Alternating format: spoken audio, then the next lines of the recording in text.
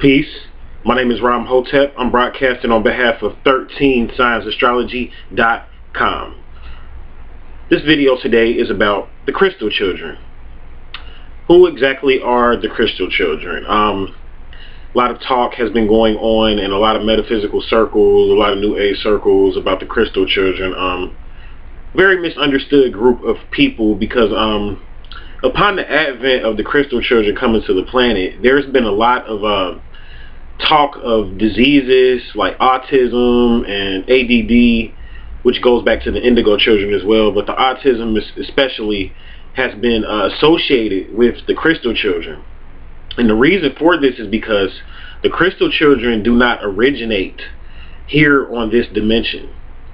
The crystal children, as far as their soul is concerned, originates on the 6th dimension.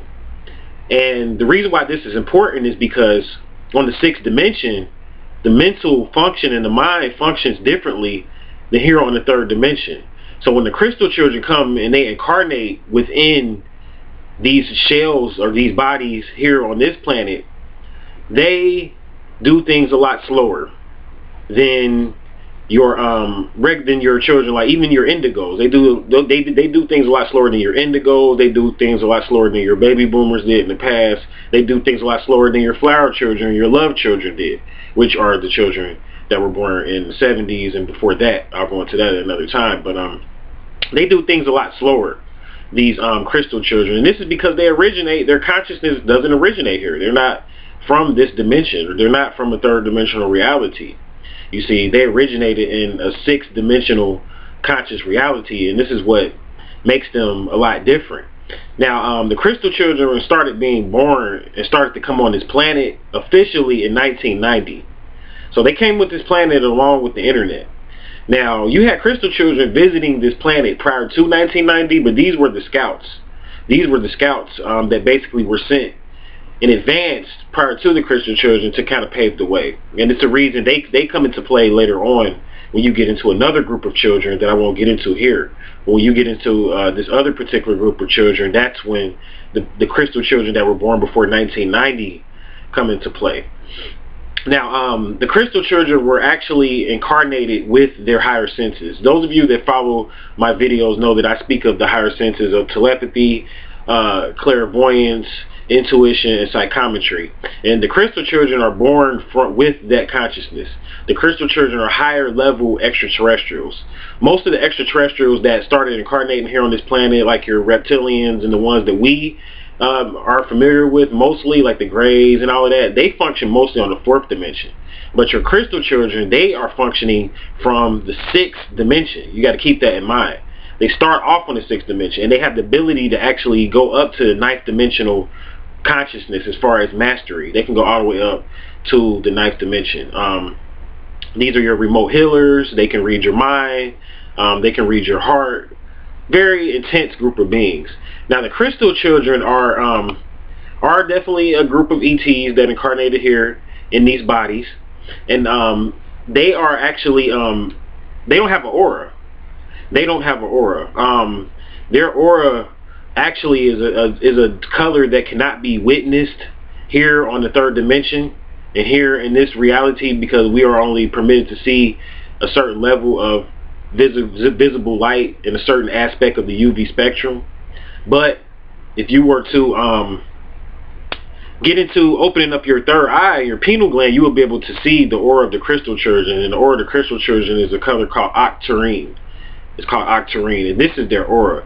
It appears as, see, a lot of people mistake the crystal children as incarnations of, they're calling them dark terrestrials and dark matter beings, which they are, because your dark matter beings start off on the 6th dimension or whatever. So, and a lot of people are confusing their aura with the black aura, but actually they don't have the black aura. They're not that high up. They have an octarine aura.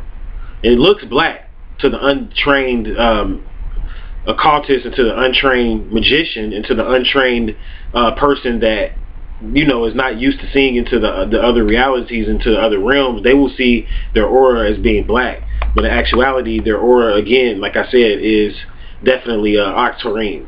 It's octarine. So very important. Like I said, it's not visible. You can't see it.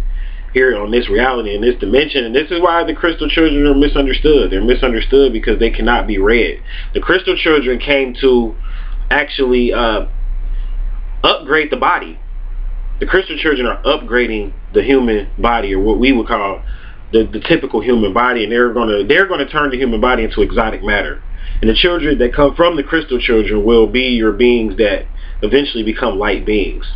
When we talk about people making the shift, and when we talk about people making it to the next dimension, that's for people that were born here on the third dimension that want to upgrade their consciousness and upgrade their DNA, and they want to speed up their vibration.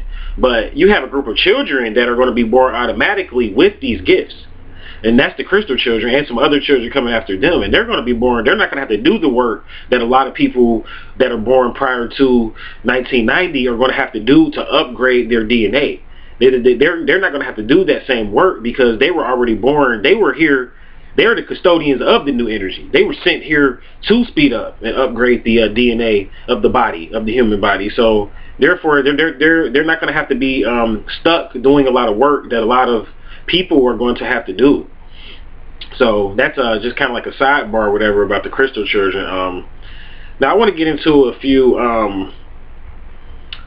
attributes of the crystal children. Now, a lot of people have crystal children and don't even realize it, and it's a certain way you nurture them. If they're calling them autistic and ADD because they're not talking as quick as they would want them to talk, this is because, again, they come from a realm where they don't talk. For one thing, they use telepathy, so they don't talk. So why do you think they have problems talking? Because they're not used to talking. Talking is actually, it lowers your energy. The more you talk, the more you lower your energy. The less you talk, the more you store energy. So a lot of people don't realize this stuff or whatever. I mean, people like to talk a lot and say a lot of things, but when you talk, you lower your energy, and talking is a form of casting spells. And the crystal children, see, they already know this, so they don't like doing a lot of talking. They're telepathic. So if you want to understand your crystal child, I would suggest that you begin to develop your telepathic skills and your spiritual gifts that I talked about earlier, your 4 spiritual gifts. You need to go ahead and learn how to develop them so you can understand your crystal child and stop indoctrinating them into the matrix and putting them into these programs that dumb them down so that they can lower their vibration so that they can match the vibration of this planet, which is not going to work anyway, but this is what these programs are doing. And it really kind of upsets me because these are beings that are just misunderstood, but here on the third dimension, they're called mentally ill and all of these different things just because they're misunderstood, and they come from a higher vibration, and they're able to piece together things that we normally are not able to piece together and put together. I mean, these type of beings can I've heard about crystal children that can see like a skyscraper, and they can not even just a skyscraper, but like a skyline, like a group of skyscrapers, like say for instance the New York skyline.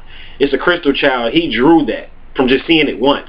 He wasn't even from this country. He drew the New York skyline free-handed from just looking at it once, because they have a photographic memory and a visual memory, and they're able to remember everything that they see. And these are born light workers. They came here basically to do a lot of light work, and they were born with this gift. Like, a lot of people have to develop certain things, but these crystal children are like born with a lot of these gifts. These crystal children are really, to be honest with you guys, these crystal children are on a level of Messiah seeds, but it's different though, because they're not radical. See, Messiah seeds are usually radical. You know what I'm saying? So a society doesn't like them, they upset society. But the crystal children they have the gifts of the Messiah seeds, but they're all about love and peace, and they're harmonious. They're very harmonious. They're not like the indigos. See, the indigos, they were radical. I mean, you know what I'm saying? Like, they are radical, not word. They are very radical. And there's a reason for that, because they open the door for the crystal children. See, the crystal children are like the scientists. The indigos are like those particular children that broke the mold of the status quo to introduce the crystal children. So the indigos introduce the crystal children. Now, a few attributes about crystal children so that you can kind of pinpoint if you have a crystal child. They have large eyes, very communicative. They have a very intense stare. They're very, very affectionate. Very affectionate. They usually begin speaking late in life. Like I said, they use telepathy, and they use a lot of them use sign language to communicate. They communicate a lot with their hands, and they use a lot of telepathy, and basically they're kind of like introverted type of children or whatever. But like I said, don't get it twisted. Very spiritual. They love music. Most of them will go into singing and music, anything dealing with the arts. things of that nature. They're very connected with animals. They love nature. They love crystals. Love crystals. You give a crystal child a crystal, they're going to be happy. I mean, really happy. They're very, very attracted to crystals. They're very artistic. Very artistic. Most of them are like empaths. They're like psychics, most of them, just naturally born psychics or whatever. And another thing I want to point out too about the crystal children is, I'm going to be doing a video on this, but once they really grow up and they get of age, they're going to open up totally different businesses than what's on this planet. They're going to change this planet. Like, they're going to open up like healing centers that heal the energetic body. They're going to open up, like, this is something that I'm telling you is going to happen soon when the crystal children grow up. Again, they're born from 1990 up to 2010. And when they grow up, they're going to open up healing centers that heal the energetic body. And they're going to do this without machinery, though. They're going to do this themselves through the power of their thoughts. They're going to be able to heal the energetic body. Chakra balancing will not be something that's just new age and sci-fi when the crystal children grow up. Chakra balancing will be the norm. They will be chakra balancers. Things of that nature. They will open up schools to teach telepathy and teach people how to communicate with telepathy. This is what the crystal children are going to do. So to nurture your crystal child, they're going to be a great asset, you know what I'm saying, once they get older. So I just want to kind of throw that out there. Now, again, they're very forgiving. Very forgiving. Like I said, they're loving. You know what I'm saying? They love the world. They're very forgiving. They're very generous. A lot of them are very good artists. Like I said, they all like to draw. A lot of them are fearless now. They're loving, but they're fearless. They're fearless. Like, they're not scared of shit. They're not scared of anything. Excuse my language for children that are watching this. They have to have a good sense of balance. Like I said, they see and hear their angels clearly. And a lot of people can do this stuff, like I said, but they don't tap into their inner senses. And the crystal children are born with these gifts, but the Matrix started to dumb them down. Like, a lot of the crystal children are already getting dumbed down. Like, that's why they came out with the ecstasy pills. The ecstasy pills were to kill the crystal children. Crack cocaine was for indigos. Ecstasy was for crystal children. Because they got to dumb them down. They don't want them to hear, they can hear the tone of the planet. The planet has a tone. And the crystal children can hear the tone of the planet. Very important here. Very important here. So the crystal children are definitely no joke. Definitely no joke. They're very picky when it comes to food. They don't like eating everything. They definitely don't, a lot of them don't like meat, you know what I'm saying, until they're dumbed down and they're forced to accept it. They don't like fighting. Fighting is stupid to them because on the 6th dimension, they don't fight. This is a mental realm. See, all this fighting and this aggression and all this third dimensional stuff is basically stuff that's really animal traits that we have within our body that we have. But these crystal children, see, they're dealing with the crystalline body, the crystalline body, and they're past all of that. They're past all of this fighting and all of this other stuff or whatever. So they are really good. They show strong signs of telekinesis. Strong signs of telekinesis. They are not really too comfortable around computers and electrical equipment. Not really too comfortable, but a lot of them have been forced to accept the computers or whatever now as far as the crystal children, because, I mean, we force our children to do stuff. So, I mean, I'm saying this is for the crystal child that's not been tampered with, that's still allowed to live in accordance with their nature. They don't like computers. They don't like computers and a lot of television, just a lot of stuff like that. I mean, just imagine the crystal children as being the embodiment of spirituality, the embodiment of consciousness, the embodiment of what everybody wants to be when they say they want to make the shift, but they don't understand what that is. It's not going to be a lot of talking. That's why the crystal children don't do a lot of talking. You see, when you talk about making the shift, you're talking about doing a lot of reflection in the mind and a lot of working on the self. You know, if you really, truly want to make the shift or whatever. So that's going to do it for me on the crystal children. Like I said, these children are misunderstood. If you have a crystal child, you want to definitely get them into meditation.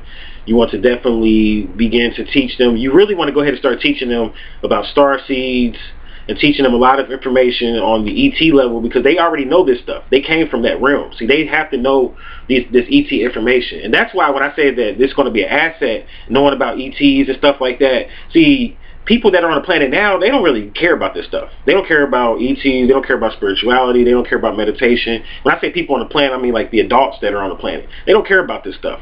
But you know what I'm saying? The crystal children, on the other hand, once they grow up, see, that's when this stuff is going to be relevant. And that's when you're going to regret not learning this stuff, because it's going to become more prevalent, more relevant. When the crystal children grow up, they're going to want to know the ET information and the star heritage information. And they're going to actually put this and integrate this into society.